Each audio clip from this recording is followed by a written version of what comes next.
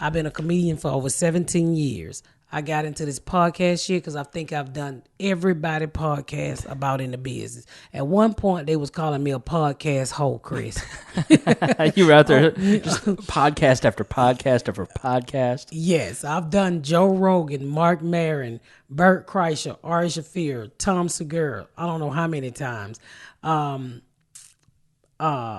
some more you know I'm on. Joey Diaz. Yeah. There's like a million different. The crab feast. But I have to tell you this. Most people don't even know this about me. What this shit podcast thing started from. It started with a little known white dude by the name of Eddie If. Really? Yes. I can't even think of the name of Eddie If podcast. I think it's is it the Ift cast? It was called something else back then. But it started with Talking Ift. I think there was like a double entendre on shit, right? I don't remember, but it started with Eddie If podcast. He's a comedian. He's a comedian. He's in L.A.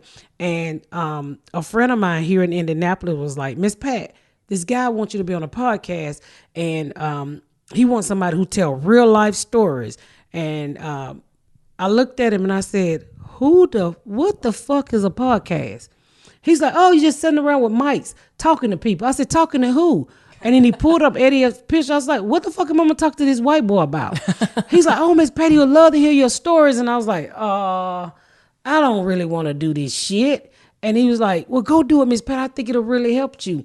And then podcasts was like really blowing up at the time. Right. They was like, oh my God, if you do this one, you could probably one day get on Joe Rogan and your life would change. I'm like, y'all, ain't no fucking podcast, no Johnny Carson, okay?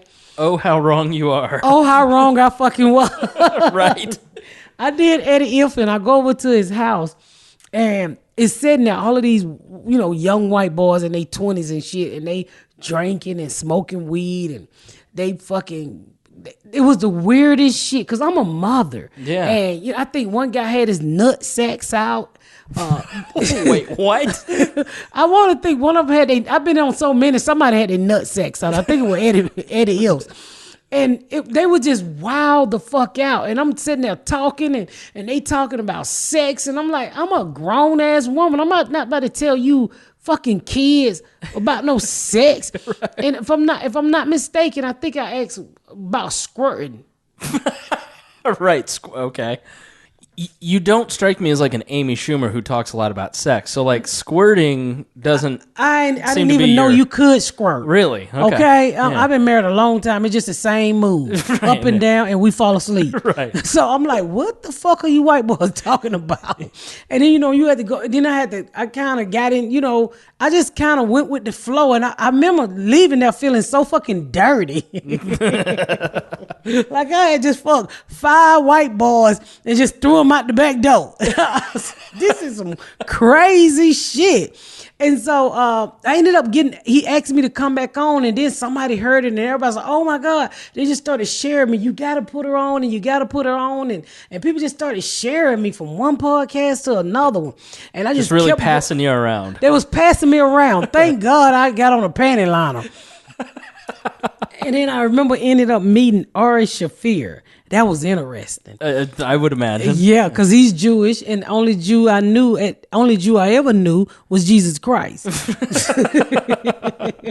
So I ended up meeting him because he was being rude on social media. And, ain't nobody black funny. And then they was like, you must ain't never heard of this woman, Miss Pat. He was looking for somebody for his show. Make a long story short, I fly to New York to meet him, and we sat down, and we sitting in the park, and we talking, and I'm telling him my life stories, and we sitting in this park while all these Jews walking by, and he was like, they cynical Jews, and they had these little curly fries hanging down the side of their face. And I'm like, where the fuck is your curly fry? That's my husband. Okay. Holy shit. Did I forget the baby? Yeah, you forgot. Did you go get her? Yeah, I got her. Okay, I was doing the podcast. But, see, you had to do everything. I'm sorry, y'all. I have to do every fucking thing. You can record that. I'm going to leave in. Did I forget the baby? I did. Yeah, I'm sorry, y'all. I forgot my fucking baby. I'm sitting here doing a damn podcast. I'm unfit. I done forgot my child. I'm old. These people just keep giving me kids, and I be forgetting I got kids because I didn't have the kids out my own fucking vagina. Every time I come here, there's like another kid that I haven't met yet. Oh yeah, they gonna keep coming. I got 7 of these motherfuckers, and I'm like, Jesus Christ. And then she didn't call me to tell me if she got a baby. Right. Answer the fucking phone. This is the shit I go. That's why I don't like coming home. Because when I come home, I gotta say everybody. I gotta get the grandkids. I gotta get the damn. I forgot all about my damn child. I would say put it on mute, but you would forget another child. So yeah. I'm so sorry. I literally forgot my child at school. I damn near jumped up, and I took a shower and I didn't put on a bra because I said I'm gonna run up here when we finish the podcast, get the kids, and come back and get in the bed. Right. Shit me. I done left the goddamn child at school, and look at this bitch. I answered the phone. I guess she got her own kids, but let's finish. All right. So you're the Hasidics with the curly fries on their head, and you're with Ari Shaffir in the park. Yeah, I was talking to Ari Shaffir in the park, and I was like. At first, I thought he was gonna be an asshole, because then I started to Google him after I met him. Yeah. And my son knew who he was, and he do all these racist videos where he pick up Mexican and then take them down to the place where they get deported at. See, I'm not familiar with his work. I know who he is. It was horrible. And I was like, how dare this motherfucking Jew do this to these Mexicans? He pick them up on a truck like he's going to take them to work and drop them off at ISIS. Yeah. And they all take off running. So, my son was like, oh my God, he's so funny, mama. And it just went on and on and on. And I ended up doing, Bert Kreischer, which was fucking, his wife is from Georgia, so we could relate a lot. We both Georgia peaches, because they call when you're from Georgia, you're a peach. Right, yeah. And then I did Tom Segura. I don't remember the order. Then I ended up doing Joe Rogan. That was interesting. Was that like the one where I would imagine when you do some shows, like I've seen people go on Rogan and immediately like the heat behind them. Like there's a guy that I've kind of followed named Tim Pool that was just on, and now all of a sudden like his subscribers go way off the charts. Like he made Jordan Peterson. Was he the one where it kind of like you saw a big bump? Fuck yeah. I did. I got a lot of fans from Joe Rogan. I can always tell his fan they always extra muscles, meathead, right. strong, and they eat right, and they ready to choke a motherfucker out. DMT, right? Yeah. So I went on his podcast and everybody was like, and I listened to like one of them, and I was like, what the fuck can I talk to this dude about? I listened to the episode where he was talking to some dude about space. I'm like, I can't tell you shit about space. Joe Rogan, I don't know how to fucking relate to this dude. This fucking super educated nerd dude. I can't talk to this dude. Right. And I remember telling my husband, well, I can't. This motherfucker be talking about space and health, and all I know how to do is shoot a nigga. Well, that's I think the thing about Rogan's podcast that why so many people love it is because he has such a broad range of people on. And he doesn't assume that he knows anything. Yeah. He just lets the person come on and talk and just ask them questions. It's a great conversation. Man, I got there and I fell in love with him. And I was like, oh my God, he was nothing like I thought he could. Cause see, when I got invited to his podcast, I Googled him, and I remember him from the show where he did Fear Factor. Fear Factor. Yeah. And then I started to Google and I realized he ruined Mansell's career by telling everybody he still jokes. Oh, okay. And I was like, this is a badass. And then I read this fake article that he choked out a tiger. I didn't know. I mean, was it fake? I think it was fake. A mountain lion. And I was like, I can't relate to this dude. This motherfucker too badass for me. He's fucking healthy. I'm fat. I'm going to be sitting there breathing on his mic all fucked up. I hope he got a fan. I'm going through menopause. It's just so much crazy shit that was going through my mind to try to keep me from going. And when I sat in that chair, he never made me feel less than the person that I thought he was going to make me feel. I mean, he made me feel like I could relate to anything. He made me feel like I was on his level. Not one time did I feel small talking to Joe Rogan. Yeah. And then I got all of these fucking subscribers, all these fucking people following me. My fucking Twitter was going out the change, and then everybody was telling Marc Maron, you should get her, Marc Maron, you should get her. And Marc Maron was never answering back. And this is how I truly believe the universe or God or however you want. And this is like what year? This is about 3 years ago. So like 2015, 2016. And like this is like Maron. This is when everybody was talking about Maron at that point. I mean, Rogan hadn't even, like Rogan's kind of at the top at this point, but like Maron, I remember when you went on Maron, it was like, holy shit, Miss Pat's getting famous. I don't know about that shit. I still shop at Walmart and do my layaways at Burlington. So I go on Marc Maron. I had never heard of Marc Maron. Right. I'm honestly, some of these comics I had never heard of. Yeah. And they was like, oh my God, he's the best interviewer in the world, and he's this and he's that. And I'm like, I don't give a fuck what he is. I never heard of him. I didn't know he had been doing comedy that long. I didn't know what to expect. I get there and I walk in and this dude got cats. And I'm like, I don't fucking like cats. Really? But his cats were well behaved. They didn't rub all up on you, try to pull your wig off your head and shit like that. He didn't have no ghetto cats. I was used to ghetto cats. Right. Who would fucking steal your pocketbooks. Right. And so you take your wig and piss in it. Okay. I was used to ghetto cats. The motherfucker will fight your ass. So we walked me to the back of the little garage and we talk. And we just literally talk. And I was like, oh, wow, this ain't what I expected. And each time I went to one of these podcasts, and white boys who I didn't think would understand my life, I would always try to talk myself out of it. And when I got to Marc Maron, and everything started to happen. Yeah. Honestly, Joe Rogan gave me a shit ton of followers, really put me out there. I think that was a stepping stone for me to get on Marc Maron. And when I got on Marc Maron, I was in the process of selling a book, and we was writing up the stuff to sell it.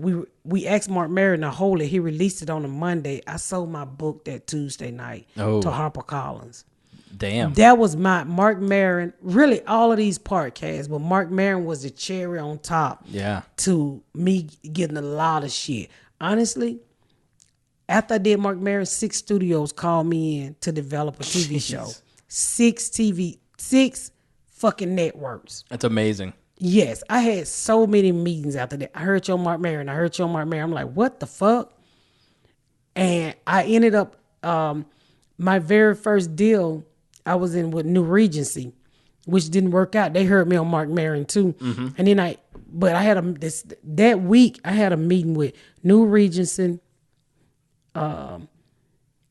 I can't even think of all the studios, to be honest with you, but the one that's staying out is New Regency. I don't even think they do TV anymore. Maybe the better question is like, what were they talking to you about? If you can say, like movies, TV. It was about a sitcom. I'm about to tell you. It was Imagine, which is Ron Howard company. Okay. They called, and I remember going in and meeting this little dude named John Rattler, and I'm somebody's mama. Little Jewish kid. I didn't even know he's Jewish. I just know he's white. And he was like, oh, he had that Hollywood vibe to him, which I didn't fucking appreciate at all. Right. And he put his foot on his table, and it pissed me the fuck off. Because I'm a grown-ass black woman. I don't give a fuck how raggedy your furniture is. You don't put your foot on the couch and the fucking table. And, right. And I was like, why you got your foot on the table? That's what I asked him in his office. Right. Fucking foot off the goddamn table. And I remember him saying, he was like, so what brought you here today? Fuck you mean what brought me here today? You brought me here. And that made me so mad with him. I was like, and I said, don't you fucking play with me, little white boy. I'm a grown ass woman. I've been to 5 fucking meetings. I got on this spank. I'm hot. I'm tired. And I left out of there and I said, I hate this fucker. I hated him. Yeah. And we ended up picking New Regency. And then I got out of that deal. And this is how the fucking universe worked. I got out of that deal that day. It was 9 months I was in that deal. That evening, that fucker called and said, I think we can let her meet Lee Daniels. And my manager was pretty much like, fuck off. Because he didn't like him either. And so he was like, imagine callback. I said, I don't want to fuck with that kid. He put his fucking foot on his table. It's astounding. Fucking hurt my feeling. Don't put your fucking foot on no couch and no table with your fucking shoes on. My mama didn't play that shit. We had broke down furniture on fucking crates, but you did not put your feet on that shit. So he called back and Brian Grazer. If y'all don't know who Brian Grazer is, go Google him. Fucking Hollywood. Fucking did all the Eddie Murphy shit. Rush Hour. I think he did Rush Hour.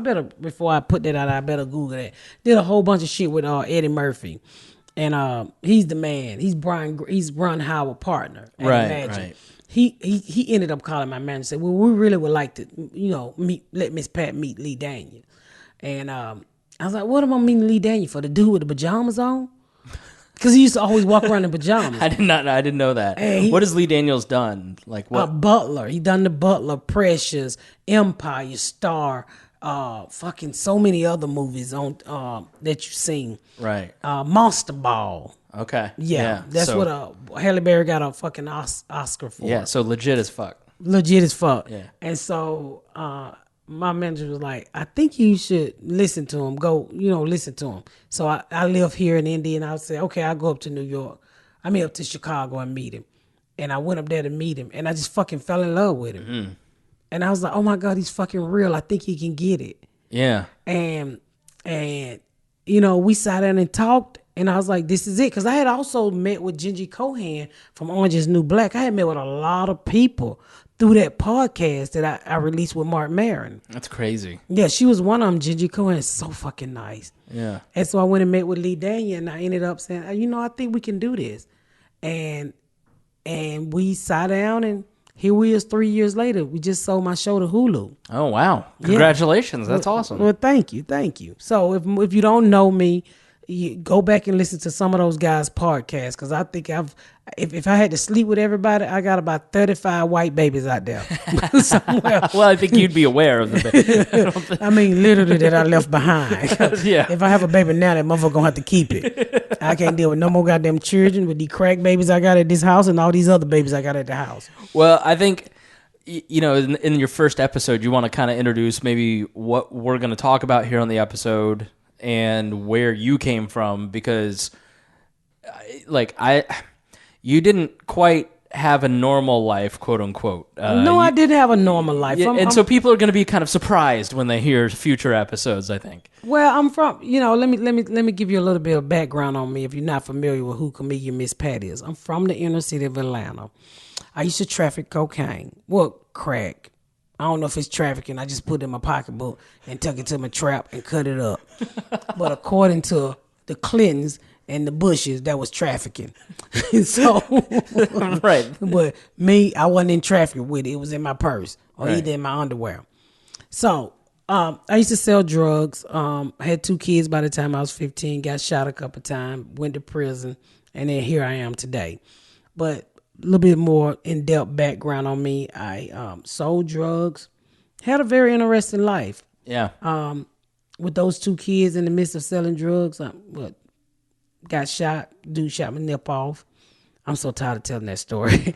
And my kid's father shot me in the back of the head because I was in a very abusive relationship. Right. But I'm no weak bitch, y'all. I want y'all to know that. He did shoot me in the back of the head, but I shot that motherfucker back too. He went to go get his tire changed, and I shot him in the leg with a 22, and it broke his whole leg. And I went to the hospital to pick him up, and when I got ready to pick him up, his baby mama was there. So he wouldn't get in the car with me. So I was like, dude, I shot you so I can take care of you. So he wanted to be a badass and go with the other baby mama, so I ran him and her over. I didn't hit her. I ran him over and broke his cast.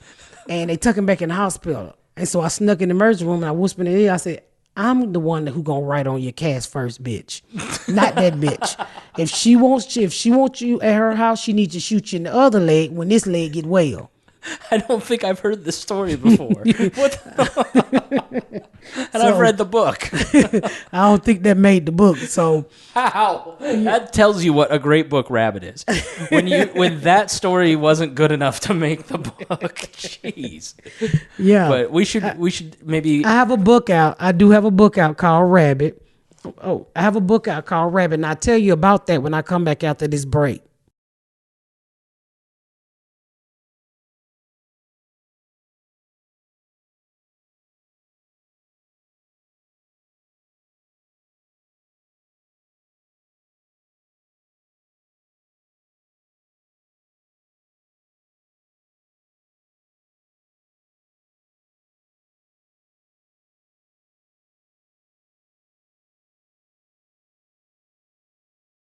Okay, y'all, we back from this break and we're talking about my book, Rabbit. Yeah.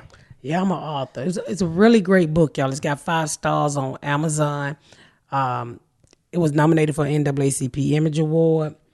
I wrote this. HarperCollins put this book out as a really great book. It's one of the best books I've ever read, and I'm not just saying that because I'm your co-host.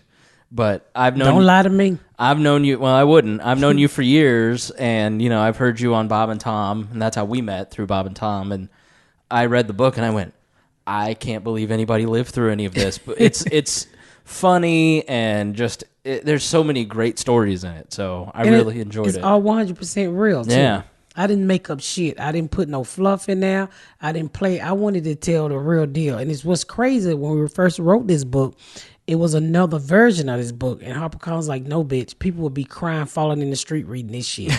You going to have to put it like you do it on stage with some laughter with it. Right. So we took us a whole another year and a half to rewrite the book to put some funny in it. Because I tell crazy ass stories like I'm telling now, and what you'll hear throughout all of my episodes on my podcast. I tell these crazy ass stories, but in a funny way, because one thing I want people to realize when you listen to me, I want you to be able to laugh at any fucking thing. Yeah. That's what life, when you can laugh at it, you got control of it. Yeah. When you can't laugh at it, you don't have control of it. And that is the realest shit you gonna ever fucking hear. Yeah. You have to be able to laugh at it. That shows growth. People like, how can you laugh at being shot in the back of the head? It took me 2 years to get that bit funny. I don't tell it anymore. I said my kid's father shot me in the back of the head. It wasn't his fault. It was my fault because I ducked slow. Okay. Yeah, but it took, because people like, shot in the back of the head, you a girl. No, bitch, I was a crazy bitch back then. I'm a girl now. I'm a woman now. I was a crazy bitch. You can shoot me and I still run after your ass if I could. But that's what you get in this book. Crazy, funny stories. Even though that they're fucked up, you still laugh at it. And you sometimes you catch yourself. I remember doing the audio, but I was like, who the fuck life is this? I was like, holy shit, that's my life. So and that's one of the things you'll hear week after week when you tune into this podcast too, just real shit. Yeah, I think it's going to be a mix of kind of talking about the news and talking about life. Life, people, race, kids. I got fucking kids I'm sick of. Yeah. Whatever happened to the ice cream man who take your kids around the block and bring them back? Okay. All right. See, it's jokes. You're going to get jokes like that make me uncomfortable, but she thinks it's funny. I think it's fucking hilarious. I told somebody once, I said, what happened to the man who used to come out of your school with his dick hanging out, who made you run home faster? I was like, Pat, they lock his ass up now. That's called Catholic school. You and I met through Bob and Tom. Yeah. If you're introducing yourself, then they definitely don't know who the fuck I am. But we met through Bob and Tom, the Bob and Tom show. I work there. Bob and Tom is a syndicated show here in Indianapolis that's in a lot of fucking markets. Yeah. And I started doing that show I've been here 12 years, probably 12 years ago. 11 years ago I started doing this show, syndicated show called the Bob and Tom Show. I would say it's a mostly it's a mainstream. Yeah, it's like a generic broad middle American audience. Yeah, it's Midwestist. Right. Is that a word? Midwestist? Midwestern, yeah. Western. Oh, I'm sorry. That's why I got Chris here to correct my English. Sorry. My daughter told me English was my second language. I was like, what, bitch? I'm American. So I started working there 5 years ago, and I met Miss Pat, and we've just become friends over time. And then she's like, how the fuck do I start a podcast? Because everybody kept saying, you need to start a podcast. I was like, dude, I got to put on makeup. I got to take a bath. I had to take a bath before you got here. Yeah. I was like, I got to do shit I don't want to do. And everybody just kept saying, you should do one. You should do it. What the fuck am I going to talk about? And I don't know. I was in L.A. Actually, this is what really made me put my foot down. I talked to you a couple of days before. Now I went out to L.A. and I bumped into Joe Rogan. And he was like, Miss Pat, it's time for you to start a podcast. Yeah. So how the fuck do you say no to Joe Rogan? You can't. You can't fucking say Joe. Not only do he look like he'll choke me, I'm kidding. I'm just fucking playing. I'll choke his ass back. He's a nice guy. But how do you say no? He's like, you should really start a podcast. I think your fans will love it. And I think it would also help, other things, your comedy career, other things. And we just talked. We talked for fucking 3 hours. And I said, Joe, I'm going home. I got this little cute white kid that want to come to my house and fuck with me and my black family. And we're going to start a fucking podcast. And I don't know what the fuck I'm talking about. I don't know how I'm going to do it, but I'm going to start a podcast. Yeah, I've done podcasting for like 10 years, and obviously I do it as a day job. And I've been... for months, you've kind of mentioned it a couple times. I'm like, you'd be a natural at this. And I've been surprised at the hesitation a little bit because I don't know why there would be hesitation because you just are a natural storyteller. People, when I see you come on the Bob and Tom show, I see our audience. It's overwhelmingly like, I love her. She's so great. Like, then you have them haters. I see them haters. Yeah, you have that. But, I tell them, fuck off. You put your head out of a hole, somebody's going to try and knock you down. But so I'm excited to be a part of it. I thought I was coming over to run recording, so I'm honored to be a co-host. I think that's awesome, and I enjoy talking to you.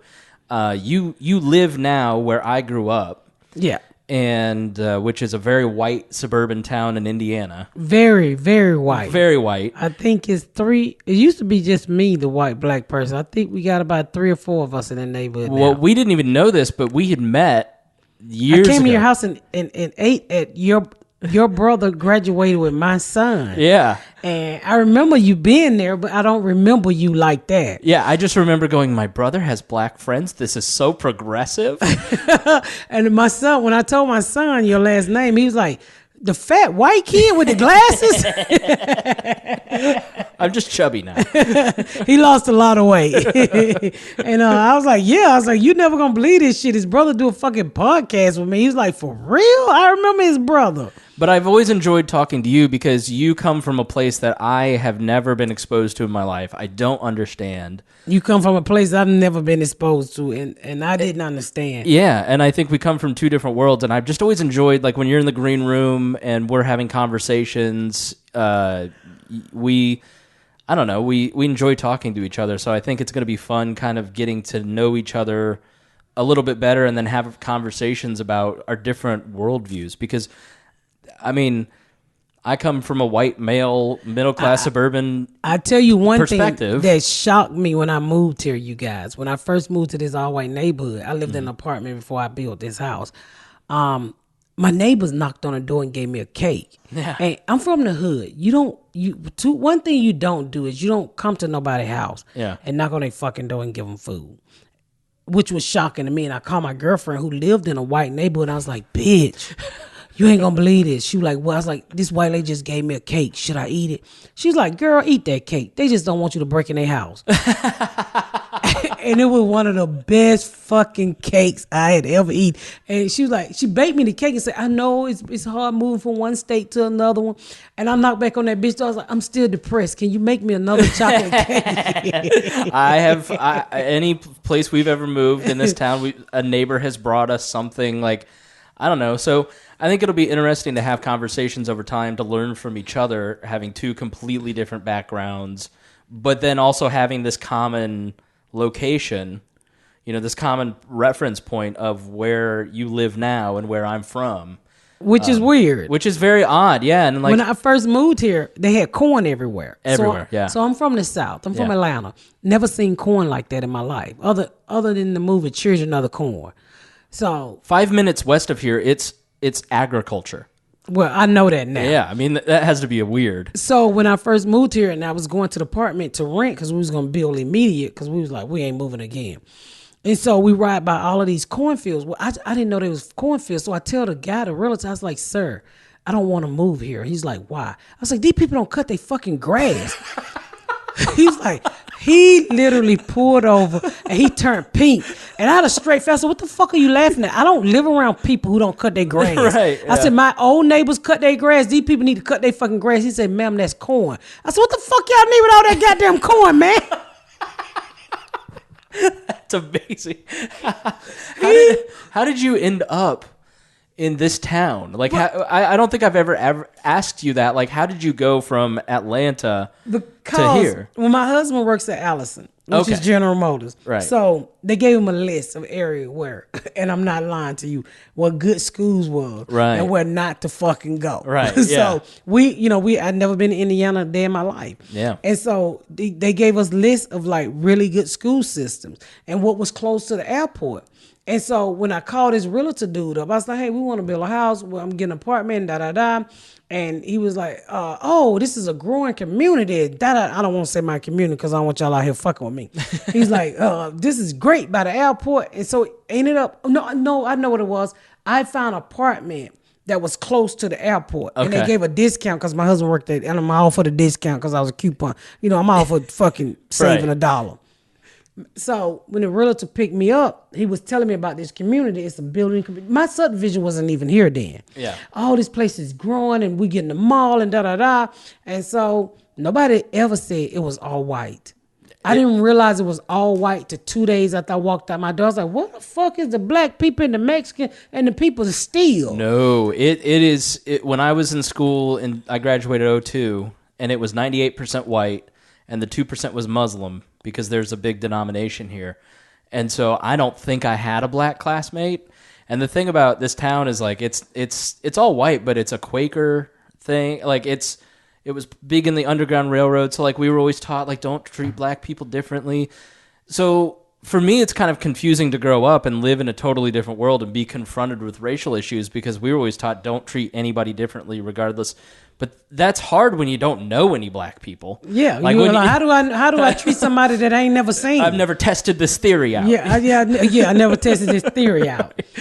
So once I got here, it was a culture shock. I fell into depression. Oh my God, I was like, do I walk away from my family, my marriage? It was just too much of whiteness. I had never, one of the things when I moved here that really came up was my mama taught me as a kid.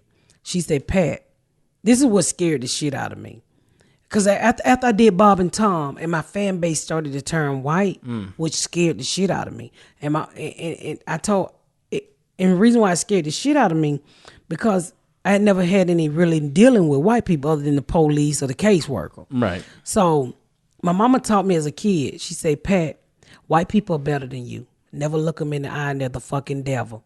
So my whole life I was scared of white people. Here I am in my late 20s when I moved here. Well, man, I'm sorry. I was in my early 30s when I moved here. And I was scared shitless of white people. I was so scared the first time I went on Bob and Tom's show, I was bombing. They damn near put me out. And my friend Dion texted me and said, you bombing, bitch. I was like, I know, but you had heard all these things about Bob and Tom and shit. And I was like, I don't know what to fucking do. He's like, just tell me you got shot in the titty. I was like, right. Tell these white people I got shot in the titty. He was like, fuck yeah.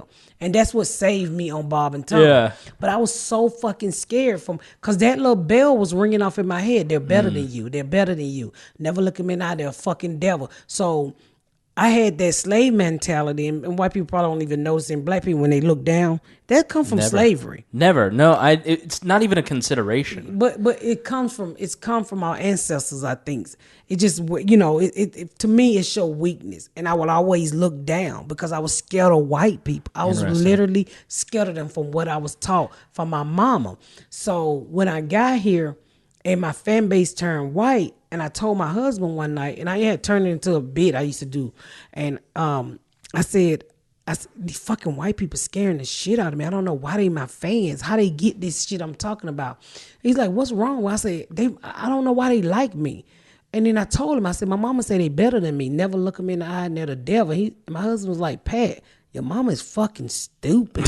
Right. And that night I realized, he made me realize we all the same. And my bit was, I would point out a woman, I say the only difference between me and you is my titties is bigger than yours. Right. But it took me to move here and get into this environment to realize that we was all the same. And I think there's got to be, I have friends who live in southern Georgia or who live in Georgia, and they're in their early 20s, and their world in terms of racial, white attitudes towards race is so different than, I genuinely don't even understand that they could live in that environment. So I'd imagine coming to like a northern state, especially a town that was very progressive on race. Well, they said one of the things they told me was the Klansmen started around here.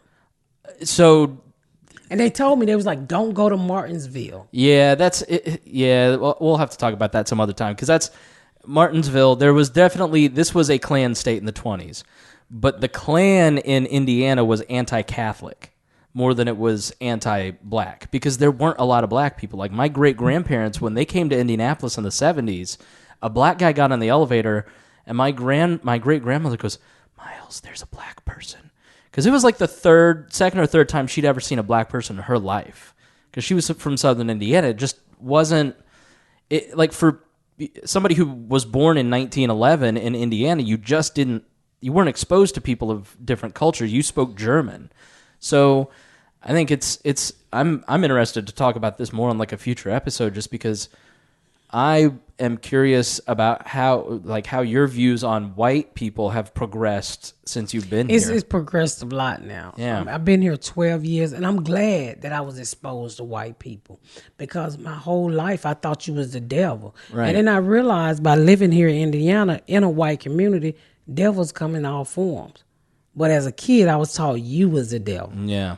Before I moved here, dude, I wouldn't fuck with you like this. Yeah. You wouldn't be sitting in my motherfucking house dropping them white crumbs and roots. Well, and seeing your audience, like the Bob and Tom audience, and why they react to you, it's because we all the same. Because some people want to understand your life experience, and you explain that life experience in such a funny way. Like when I read your book, I went, holy shit, people live like this. This is real. And I know a person who lived through this and was successful, and like, I want to know more. And it's not about it's not about ranking. It's literally like, I want to know your worldview, and you're a comedian. And so I think sometimes from the other side, it's that attitude of, the white devil, whereas you're confused by it and we're going, no, we want to know more. Like, please tell us more. And you're really fucking funny. Two things I learned about white people. Evil come in all colors. Yeah. Every white person is not a white devil. Right. And you guys don't smell like dogs when you get wet. Is that yes. a myth? Okay. All right. I did not know that. Just like you probably didn't know black people tan. No, I did know that. We burn. But I didn't know that until I was like 33. So, yeah. So it's a learning. There's one thing you will get from this podcast. I think we all learn something together. Yeah. And we agree to disagree. In the end, I truly think it's all about respecting each other's opinion. You believe what you believe. You know what I'm saying? Some people, you can't change their mind on what they believe. I'm willing to learn. Yeah. I'm willing to listen. If it's whether I believe it or not, I'm willing to listen. Let me just say that. I want to know what the fuck you're thinking. Every person is worthy of dignity and respect, and you have to start there when you're having conversations. And you should give more respect to people that you disagree with, and then you will learn more. That's how I approach the conversations. If somebody is on the other side of the political aisle, I try to respect their opinion more and listen more. Just because I might call you stupid, but it's fine.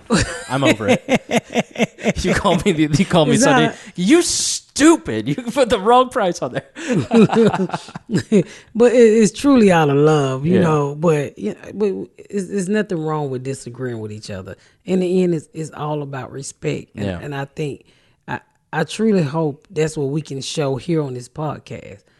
I can't wait to interview some interesting people that's totally opposite from me. Yeah. That literally be sitting across from me that I would like to slap the dog shit out of.